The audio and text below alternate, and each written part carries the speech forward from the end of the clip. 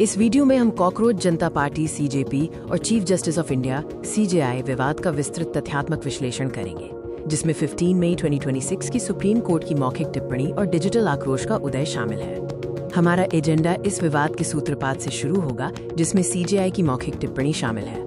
इसके बाद हम सीजेपी के उदय की पड़ताल करेंगे, कानूनी समीक्षा करेंगे कि सीजेआई कहां तक सही या गलत थे और सरकारी कार्रवाई व स्रोतों का विश्लेषण करेंगे। भाग 1 में हम विवाद के जन्म और सीजेपी के इतिहास पर ध्यान केंद्रित करेंगे, जिसमें 15 मई से 22 मई 2026 तक की वास्तविक टाइमलाइन और डिजिटल आक्रोश की ग्राउंड रिपोर्ट शामिल है। 15 मई 2026 को सुप्रीम कोर्ट में एक अवमानना याचिका पर सुनवाई चल रही थी। सीजेआई सूर्यकांत ने फर्जी डिग्री धारकों के पेशे में घुसने पर चिंता व्यक्त की। मीडिया रिपोर्टों के अनुसार उन्होंने ऐसे लोगों की तुलना परजीवियों और कॉकरोच से की। सीजेआई ने कहा, समाज में ऐसे परजीवी हैं जो व्यवस्था पर हमला करते हैं। कुछ नौजवान कॉकरोच की तरह हैं, जिन्हें रोजगार नहीं मिलता या पेशे में जगह नहीं मिलती। वे मीडिया, सोशल मीडिया या आरटीआई कार्यकर्ता बन जाते हैं और हमला शुरू कर देते हैं। 16 मई 2026 को अभिजीत दिपके ने इस टिप्पणी पर व्यंग्यात्मक पोस्ट की, जिसके बाद सीजेपी का जन्म हुआ।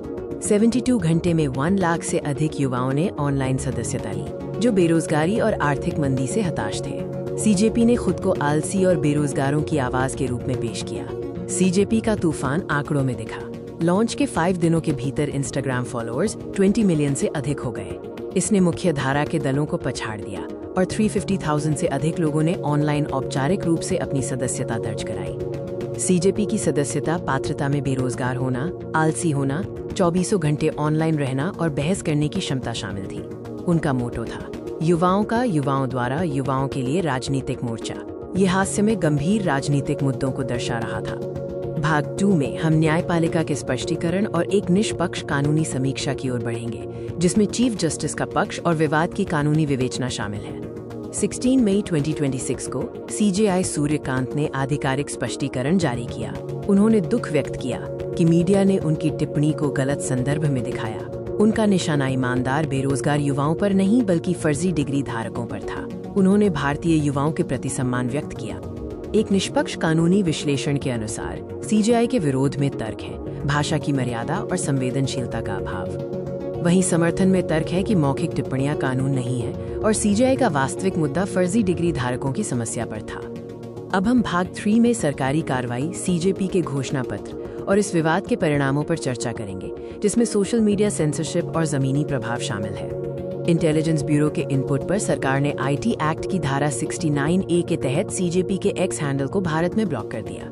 विपक्ष ने इस कार्रवाई का विरोध करते हुए इसे असहमति की आवाज को दबाने का प्रयास बताया। सीजेपी के व्यंग्यात्मक घोषणा पत्र की प्रमुख मांगें थीं: सेवानिवृत्त न्यायाधीशों को सरकारी पदों पर नियुक्त न करना, दल बदल पर 20 साल का प्रतिबंध, महिलाओं के लिए 50% आरक्षण और पक्षपातपूर्ण मीडिया पर कानूनी कार्रवाई।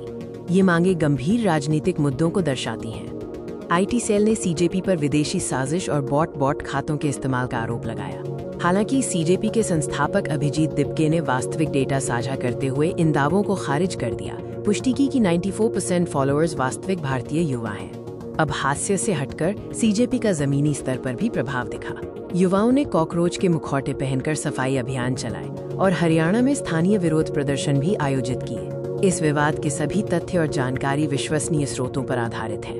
हमने legal records, social media data, सरकारी आदेश और आधिकारिक सरकारी डेटा का उपयोग किया है। भाग 4 यूपीएससी सिविल सेवा परीक्षा के लिए विशेष है। इसमें हम भारतीय न्यायपालिका और अभिव्यक्ति की स्वतंत्रता के प्रशासनिक दृष्टिकोण पर आधारित 2 महत्वपूर्ण अभ्यास प्रश्न देखेंगे।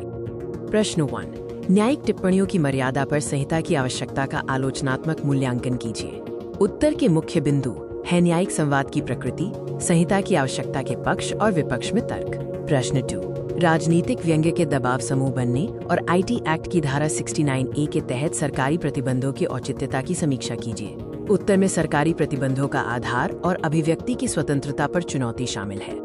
निष्कर्ष ये है कि ये विवाद केवल एक टिप्पणी का नहीं है, बल्कि ये बेरोजगारी और डिजिटल मीडिया की वायरल ताकत का प्रमाण है। न्यायपालिका को शालीनता रखनी होगी और लोकतंत्र को रचनात्मक व्यंग्य को सहना सीखना होगा। इस वीडियो में उपयोग किए गए सभी दृश्यों के स्रोतों का विवरण यहाँ दिया गया है।